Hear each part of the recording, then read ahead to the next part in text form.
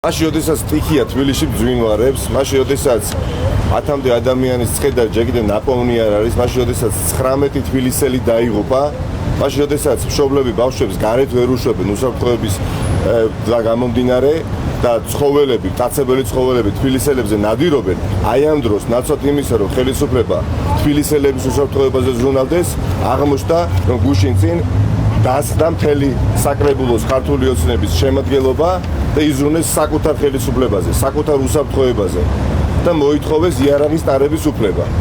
და აი ამის ავტორი გახლავთ ხალბატონი მანანა კობახიძის ძმა, რომელიც გახლავთ იურიდიული კომიტეტის თავმჯდომარე და ამ კანონპროექტის ინიციირება პარლამენტში და მოეხდინა ხალბატონ მანანას. აქამდე მე მეგონა, რომ არაკოორდინირებულობა და არაპროფესიონალიზმი იყო ქართული ოცნების მთავარი პრობლემა აი ამ დღეებში, თუმცა დღეს დავწმუნდი, რომ მათი მთავარი პრობლემა არაკოორდინირებულობა, არამედ გულგრილობაა და მხოლოდ საკუთარ კეთილდღეობაზე ზრუნვა. ეს არის უპასუხისმგებლობა და წარმოუდგენელი თავხედობა პირდაპირ ვეთქვით ნებისმიერ ქართული ოცნების წარმომადგენელს. ეს რაც იკადრა 16 ივნისს ქართული ოცნების თემა დეპუტაცია არის სილის გაწნა თბილისელებზე.